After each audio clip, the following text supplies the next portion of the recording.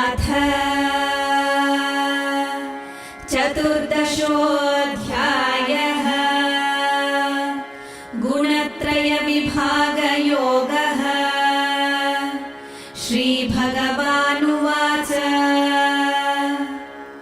परं भूयः प्रवक्ष्यामि ज्ञानानां ज्ञानमुत्तमम् यज्ञात्वा मुनयः सर्वे परां सिद्धिमितो गताः। इदं ज्ञानमुपाश्रित्य मम साधर्म्यमागताः। सर्गेऽपि नोपजायन्ते प्रलये न व्यथन्ति च। मम योनिर्महद्ब्रह्म तस्मिन् गर्भं दधाम्यहम्।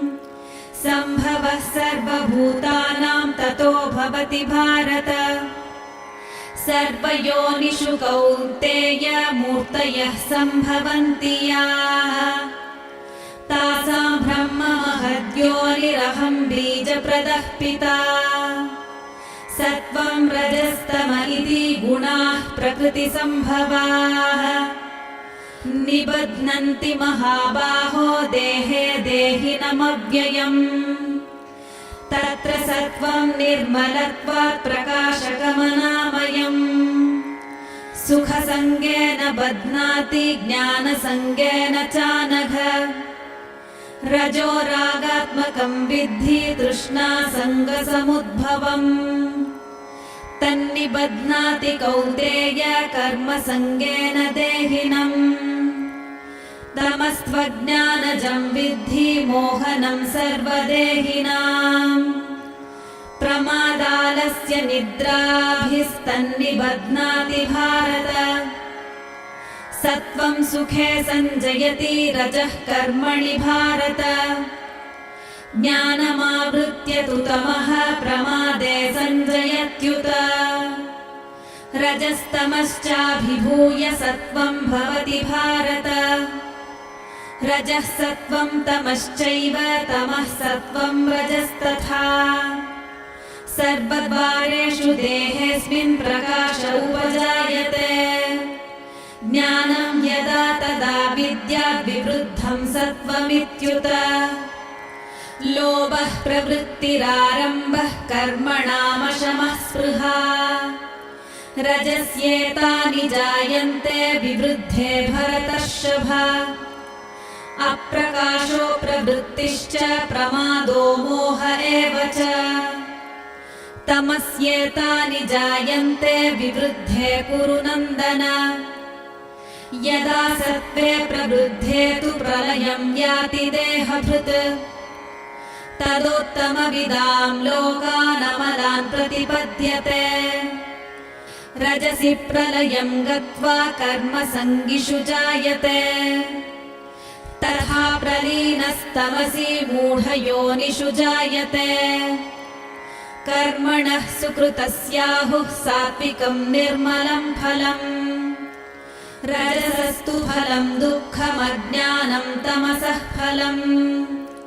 सत्त्वात् सञ्जायते ज्ञानं रजसो लोभ एव च। प्रमादमोहौ तमसो भवतो ज्ञानमेव च। ऊर्ध्वं गच्छन्ति सत्त्वस्था मध्ये तिष्ठन्ति राजसाः।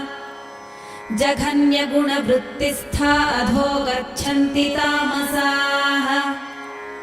नान्यं गुणेभ्यः कर्तारं यदा द्रष्टानुपश्यति। गुणेभ्यश्च परं वेत्ति मद्भावं सोऽधिगच्छति। गुणानेतानतीत्यत्रीन् देही देहसमुद्भवान्। जन्म मृत्युजरा दुःखैर्विमुक्तो मृतमश्नुते। अर्जुन उवाच कैर्लिङ्गैस्त्रीन् गुणानेतानतीतो भवति प्रभो। किमाचारः कथं चेतान् स्त्रीन् गुणानतिवर्तते। श्रीभगवानुवाच प्रकाशं च प्रवृत्तिं च मोहमेव च पाण्डव। न द्वेष्टि सम्प्रवृत्तानि न निवृत्तानि काङ्क्षति। उदासीनवदासीनो गुणैर्यो न विचाल्यते।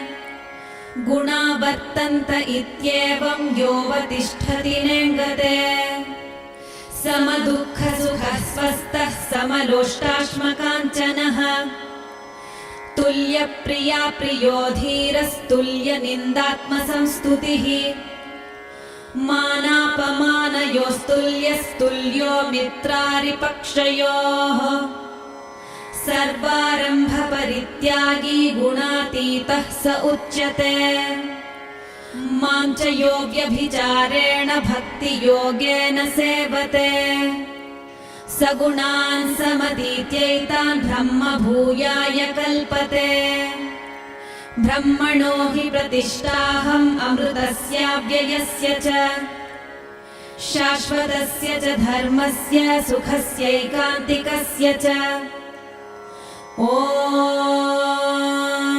तत्सदिति श्रीमद्भगवद्गीतासु उपनिषत्सु ब्रह्मविद्यायां योगशास्त्रे श्रीकृष्णार्जुनसंवादे गुणत्रयविभागयोगो नाम 14. अध्यायः।